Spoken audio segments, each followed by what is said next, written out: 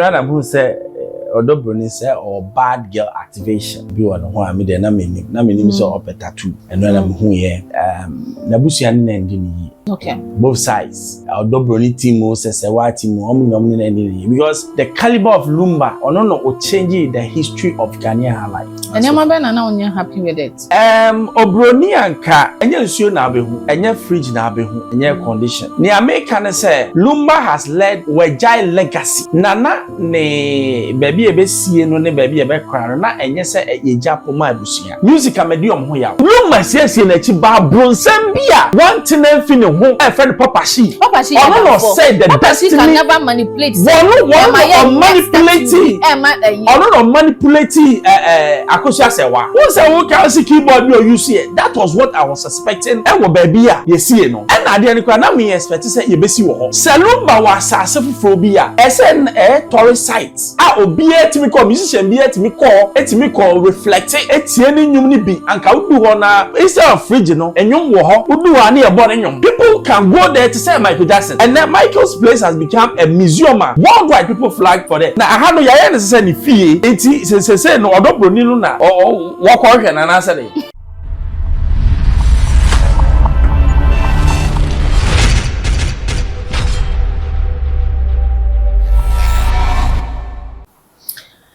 Xposed GH, don't forget to subscribe and now share a day amame.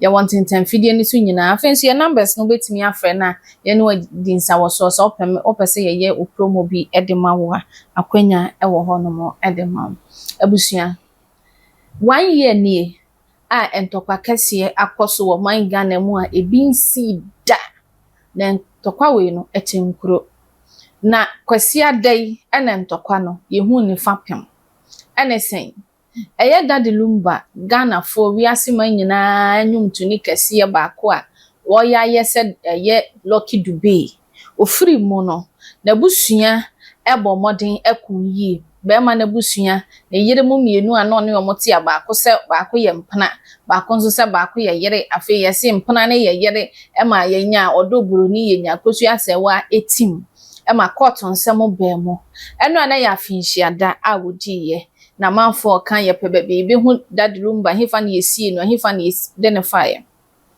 na rehosam ne se enra ono ane resident ni fie a ye wo Islego eho ene woko bie ye ma wiase nyina hwe bi se ne won so hwe wo wani so ewo eye foni nsu na wo chese eho no mo no besie na ne wo hwe se ne yesiesie dem ama ne fridge ne ye di DL mineral water bi sisi ho no mo ye de drinks ni ade aka ho ne ya serve na aduane nyina na wodo Broni abusua panini to park ofi wusu ogunsa no na wodo Broni isu ese baby kai me na ebehwe me na esan me ho sanse amafo bi ekansem ekosonso na ukopie mu obedjom so a na akosua se wanso ene ne nso na busua omonso mo ya finhia ne bi ewo ho no mo a ono nso yeyi ne tuntum edema no na we yasem a yanhwe yi a enema ebedi akire beba eye spiritual no eye ensem bepere na yeba bedi nkomo na yahwade enodo Broni akotworo eye ni kunu Daddy Lumba ti ede ato ne ho enya finhia yi a ka yenim se odo Broni ni interest e tattoo mo sa enetie na no nso no yebedi hu nkomo me guest I was studio ha eye afo akwa kame ho ne ma na kwa aba ejamo akwa aba yeah weekend net time yegum bende yehwe ne nyambe abeyi Daddy Lumba yedi na finhia na yi ba ye nyina ne ekọ abusua fanu minua me bra me wo fa me jere me side check ni ade story nyina eje ba eje odo afinhia no edu e ma yakobie dan den na wo kan edi kan me tiefo ne obi ohwe nyina ye mamo kwantenten ne se de bia mo hwe eno na bu se odo Broni se or bad girl activation bi won ho a me de na menim so opetattoo eno na hu ye Lumba is one person me feel say Nabusian and okay both sides odo Broni team o sesewa team o because the caliber of Lumba no change the history of Ghanaian life. Enti oye obi a oye landmark artist e wo Ghana. It's send ya na de ne court case we say in some people ha ye nima e ba out no na me de na nguase ma me na so ni nyina eye na me de say 1 year ne de ya nte say ebia bibi atochima na ntokwa bi asia se bi hu Lumba ma no ewo odo Broni ho no man se no mo ekobie ni papa so fefefe. Now, as you come, no matter what, I wasn't happy with it. And your mother now you're happy with it. Broni anka, enye nsuo na abehu. Okay. Enye fridge na abehu, enye condition. Ni America na say, Lumba has led wejai legacy. Nana ne baby ebe sie no ne baby ebe kra no na enye se eja poma abusia. Music amedium ho yawo. Okay. Because Lumba you be a senia or arranging jomono or you be a ye betimi ahwe ne so ama enchirima etimi aye bibia kwa anim. Okay. Enti apart from baby omkoye na minim say obi a betimi akohonom, I stand to be corrected. There should be albums of Lumba right from day one. Me hu no ni CDs, ni audios, ni way it should be there. Enyoma ye the first one ni keyboard. Ye betimi anya afi Germany Budo Steiger studio ho na esi ho niam bia eba ubehu nipa no nipa oye niam hu ya ne posters and nsuo ni fridge Nedi kan Ghana hanom say no sir association musical no do we have it? We do have it. Okay, so ya will be a negotiation ben like a near my ben na data ho eba no say ye protecting a certain person's legacy. Okay, who say Ghana, you will be behind the umbrella of it. Yeah. You can musical. And your musicians nina omumbanda body no. Okay. And it is a copyright issues. Say ebia matronium, and you way a media. You were composer, you were arranger, you were performer. Ni nyina wo ho. Omo nyina wo chef on munya wo music nim. Na nyeti a me say medium ho ya on say. In the first place no, Lumba any kwadwantwi. Any be a match and a few people no. Omo ye niama untimi and wipe away Ghana da. Over 32 albums and ye easy. It is sandy power no sanka musical. Omo ko abusuane say. Omo de share. By ye stress ade na mo ba be ye no. Mo ma ye involved. Okay. Because when we be a bet me generate enough money a be hwe ne nkola na wagya no. Ke hu hia se odo Broni esu bereme. Wa wuko. Se nipa bia bewu na se na chiri be ye fa. Wo no se meme de mi hu no se wo pese uwu na wati ye fe na nchiri makai wa ya braba a wo bebo. Ene ntoto ye a wankasa nso obetoto. Se Lumba ti ase no watoto ni fie yie eye ne niam yie ankanya no na ye hu. Hwade ye se be ma be ware oba ne nate ne legacy ni ade. The last time I saw say eye team league afo ni bi wonya akwanya call mama akosua that was Mother's Day no na omuko video that Lumba the first guitar I use ye keyboard ni ade was it bibi console the recording studio the recording studio e wo mama akosua fie sisi a eniama wo ho occasions like programs a wa boni ade ni nyina e wo ho but say Lumba ewuye na as a big man like this Ube wari imienu Ghana ye dia wari imienu tum na mmoro ye ni nyina ne se wa ho beso na betimi ahwe omo na se sa homework no papa ye ntimi anye na se ne akoba ni sei na ye nya ne ho asem nka na ye ayetra na finhia ayetra the only thing I ye can say odo Broni akoye ne tattoo dia to ne ho ami I don't see the necessity of it was so yes ade no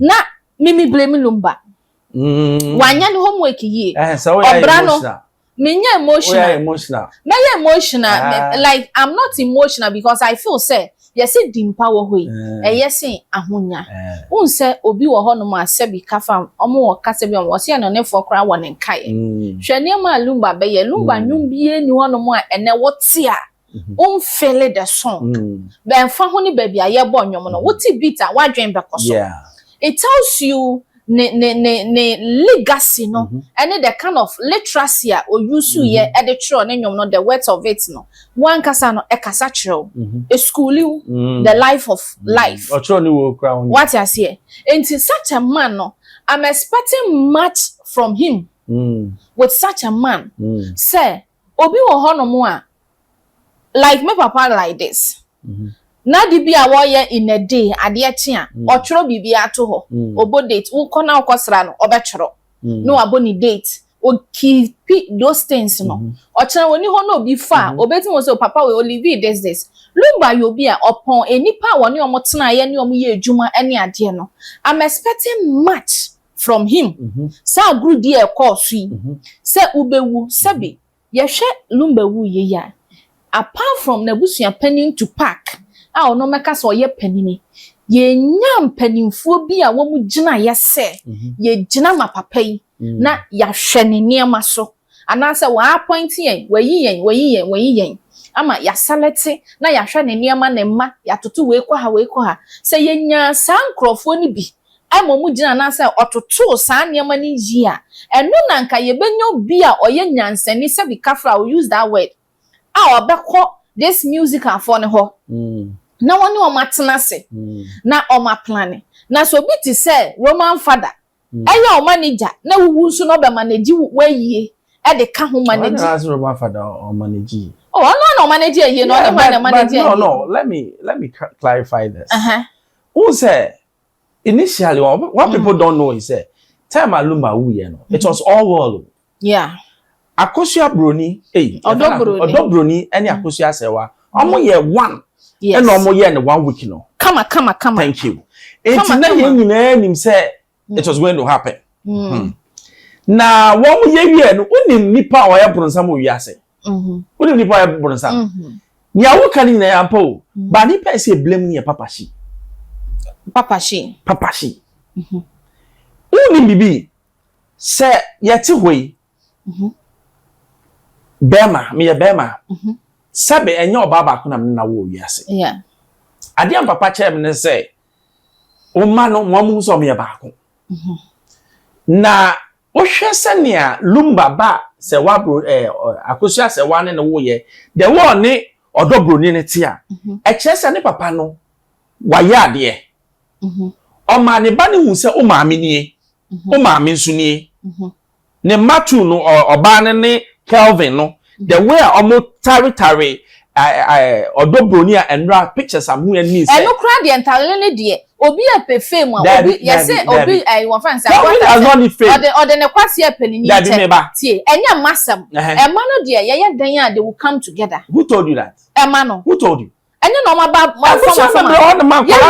problem wait nya fede say no papa ye wu ye friend say Christo Asafo Kantanka omokro mo ye ejama enama no omoko because papa na ntimi ankom amom but when you hwe Kelvin a isa no ma me so ye bi or ye 1 year ni bi adent na wan kon ma me de no what you say enyo do Broni nti no ba ye na what you ba enyo no nti ye ntimi no listen the guy came because of the father no father because no yeah enyo no papa fie thank you where no ho oh what no wo ye no free mo na me fa de when say no eno no ye different Kevin betimi aha say eya me papa ye before na kanfo asantifo kwawfo ya wonu wa ho tie ekro ya kan ni ya wonu ha enti ya won kan no oni we bia ya tuni for ya kasa ya papa ne na communicate owu a that's what I want you to understand. The first son, una wujina ahwa ya wo se who said nti America san was o can say Lumba and esese na chi nabi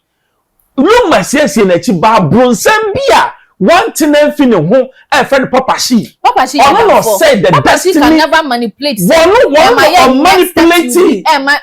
one manipulate akosua sewa okay because omo two no omo back together. Once I walk out, see keyboard you see it. That was what I was suspecting.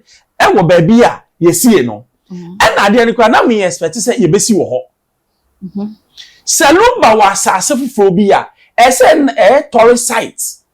Obi to me call musician be to me call reflect it. Any nyum bi anka wodu ho na instead of fridge no enyum wo ho wodu ho na e bo ne nyum People can go there to say Michael Jackson. And then Michael's place has become a museum. Worldwide people flag for that. Now I have no yaya necessarily fee. Say no Broni na or walk on and answer. No, I mean here. So no wadra na to no to na et na ho.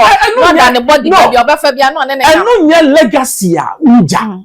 Because nipa oye de ubewu. Eno na make say wunya nkola bi ti say Roman father no planet things ama. Oh, Roman father, you are being personal. You are being personal. This is Roman father was limited to what he can do. What I'm seeing. He can do. You can manager, not on managing while he was alive. Into we and the but nyoye ni ye obua because of relations between Onuni Lumba. Okay. On managing a year no manage you. Okay. A busia na manage a year no. But no na me catch will say museum no mu omu see ye no. Me wu nyansa bia wo se eno na aba.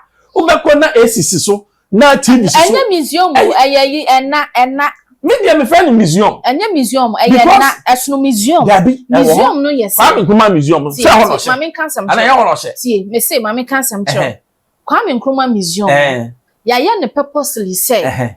Se obia beko ho ne legacy ni bibia wo ho ba bi okoy ni history ni school ni ade sabi na ka me from Lumba but ne omaye wo Lumba fie eno no okọ asantifo na musie ya unse yesi obi a ye to na ewo ba bia yesi no ye flow so cement so na o ma kiro ni yi a ni dini ene ade in memory of ni ade ni akiro wo so enu bi no asantefo de ni se sa enna na ye be ye no ketewa bi na wo awodo me bebre no omo hye da si dan ni si so omo ye na dan ketewa na si so na ebi to prepared bom AC air condition bomu fridge si ho ne se ho nipa na otua so wu a AC no se be na ye adwuma se prepared ne san omo mo bi kotogu so na omo yusu enti eno no eye na omo nya ne se tourist attraction a obi be kwa akoye se na wo ya so mo ye enyo ya so mo ye se awudo me die yi enu bi no ma ye fi ho na wo anya no se ya museum but se wo person will live legacy a se na Michael Jackson ye no